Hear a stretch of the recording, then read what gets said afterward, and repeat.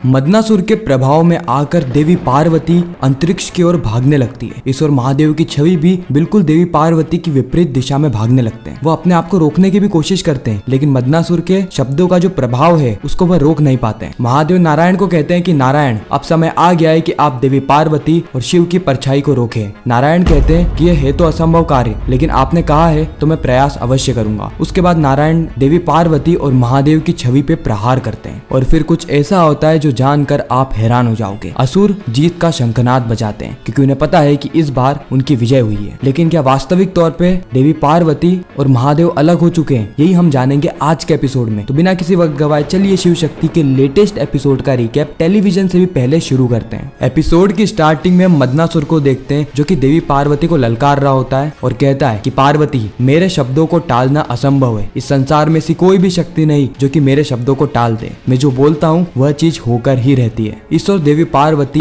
ओम नमः शिवाय का जाप कर रही होती है। मदनासुर कहता है कि मैं आपसे कह रहा हूँ कि तुम ओम नमः शिवाय का जाप नहीं करोगी। और हम देखते हैं कि देवी पार्वती कई बार प्रयास करती है ओम नमः शिवाय कहने का, लेकिन उनका हर प्रयास असफल रहता है, यानी वह ओम नमः शिवाय नहीं कह पा रही थी। फिर मदनासुर कहता है कि पार्वती, तुम्हारे हाथ में जो शिव के नाम का जल है उसे यहीं पर ही फेंक दो। और देवी पार्वती ना चाहते हुए भी जल को फेंक देती है। इस ओर असुर माता दिति अत्यंत प्रसन्न हो जाती है, कहती है कि पहली बार है जब शक्ति ने शिव के नाम का जल ही फेंक दिया। असुर गुरु शुक्राचार्य कहते हैं कि मैंने कहा था ना असुर माता कि मदन बिना अस्त्र उठाए ही इस युद्ध को जीत जाएगा। इस ओर हम देवराज इंद्र को देखते हैं जो कि अत्यंत चिंतित हो जाते हैं। वो कहते हैं कि नारायण, ये क्या हो गया? देवी पार्वती ने तो जल भी फेंक दिया और वह महादेव का नाम भी नहीं जप पा रही है। क्या मदनासुर इतना शक्तिशाली है कि वह शिव और शक्ति को हमेशा के लिए मृतक कर देगा? क्या देवी पार्वती की ज्योतिर्लिंग की यात्रा यहीं पर ही खत्म हो गई है? नारायण कहते हैं कि मैंने आपको कहा था देवराज कि मदनासुर अत्यंत शक्तिशाली है और उसे अपने शक्ति पे आत्मविश्वास था, इसीलिए वह इतने देर तक देवी पार्वती का इंतजार करता रहा। उसने किसी भी निर्दोषों पे हमला नहीं किया, सिर्फ और सिर्फ अपने लक्ष्य के पूर्ति हेतु देवी पार्वती पे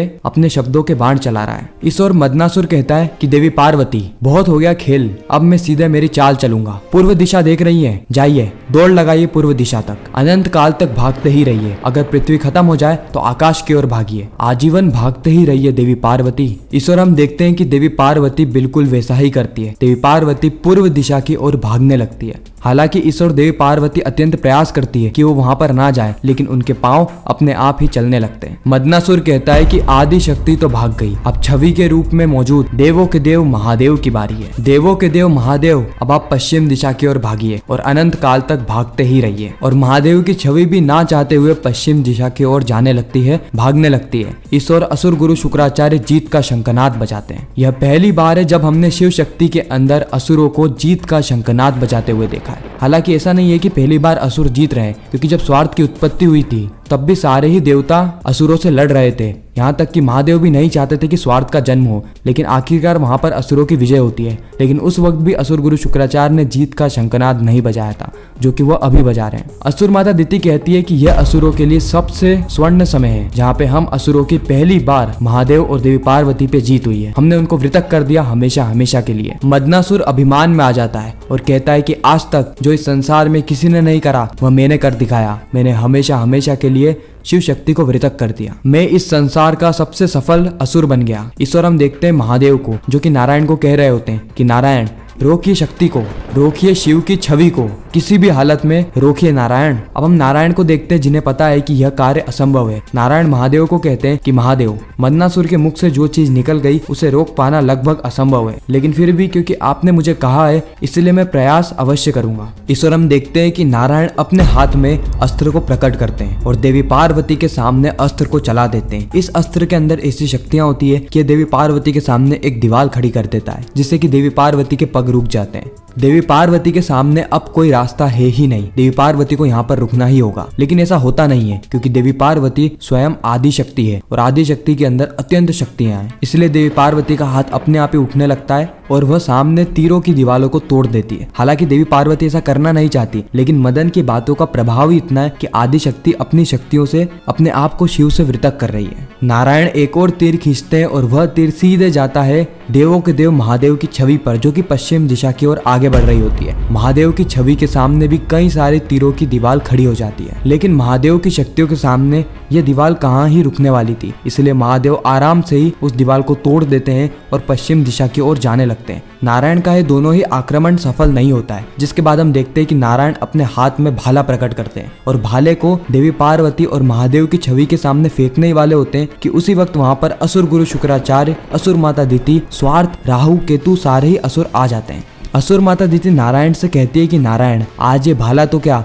आप सुदर्शन चक्र भी उठा लेंगे तो भी कुछ नहीं कर पाएंगे। पार्वती और महादेव की छवि दोनों ही नहीं रुकने वाले हैं। ये दोनों हमेशा हमेशा के लिए एक दूसरे से मृतक हो ही चुके हैं। नारायण, जब भी सतयुग में हम असुर हारते थे तो आप ही वह होते थे जो कि हमारा उपहास उड़ा रहे होते थे। सतयुग में भले ही हम अनेकों बार हारे हों, लेकिन त्रेता युग में ऐसा नहीं होगा नारायण। आपकी मंशा पूर्ण नहीं होगी और समय का पहिया भी कुछ इस प्रकार घुमा कि इस बार आप प्रयास कर रहे हैं और आपके असफल प्रयास को देखकर हम लोग आपका उपहास उड़ाएंगे। आपको जितना प्रयास करना है कर लीजिए, आपको जिस अस्त्र का उपयोग करना है कर लीजिए, लेकिन आप देवी पार्वती और महादेव को नहीं रोक सकते। हम देखते हैं कि नारायण उस भाले को फेंक देते हैं। उस भाले के चलते देवी पार्वती एक प्राश में बन जाती है। इस और महादेव की छवि भी प्राश में बन जाती है। देवराज कहते हैं कि नारायण, आपने कर दिखाया, आपने महादेव और देवी पार्वती को रोक दिया। लेकिन नारायण इस समय तक मौन रहते हैं, क्योंकि उन्हें पता है कि देवी पार्वती और महादेव की छवि में इतनी शक्तियां तो है कि वह इस भाले के बंधे हुए प्राश को आसानी से तोड़ सके, और होता भी बिल्कुल वही है। इस ओर देवी पार्वती भी उस प्राश को पूरी तरीके से ध्वस्त कर देती है, तो दूसरी ओर महादेव की छवि भी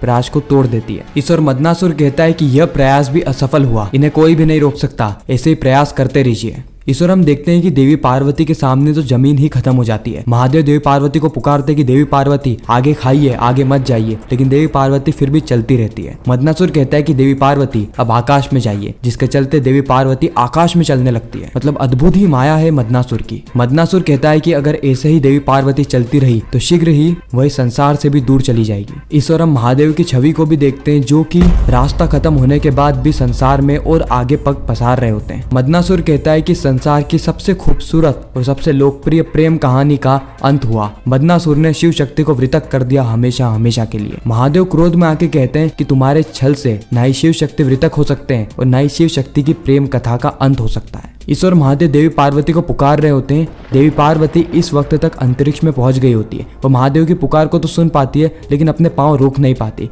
देवी पार्वती कहती है कि महादेव, मैं आपकी व्यथा और आपकी चिंता को समझ रही हूँ, लेकिन मैं ना चाहते हुए भी पता नहीं यहाँ पे आगे बढ़ती जा रही हूँ। इसके बाद हम देखते हैं कि असुर गुरु शुक्राचार्य, स्वार्थ, असुर माता दिति मदनासुर के पास जाते हैं और उसके ऊपर पुष्प की वर्षा करते हैं, क्योंकि आज उसके ही चलते शिव शक्ति हमेशा हमेशा के मृतक हो चुके हैं और अब स्वार्थ अपना प्रभाव पूरे ही संसार में फैला सकता है। इसी के साथ ही खूबसूरत एपिसोड यहीं पर ही खत्म हो जाता है, इस ट्विस्ट और सस्पेंस के साथ कि आखिर आगे होने क्या वाला है, आखिर किस तरीके से देवी पार्वती और महादेव की छवि रुकने वाले हैं और एक साथ आने वाले, ये हमें पता चलेगा आने वाले एपिसोड में। बाकी आपको यह रिकेप कैसा लगा कमेंट सेक्शन में जरूर बताना। अगर वीडियो अच्छी लगी हो तो वीडियो को लाइक करके, चैनल को सब्सक्राइब करके ज्यादा से ज्यादा लोगों को ये वीडियो शेयर करना, ताकि हमारी फिर से मुलाकात हो। एंड हर हर महादेव।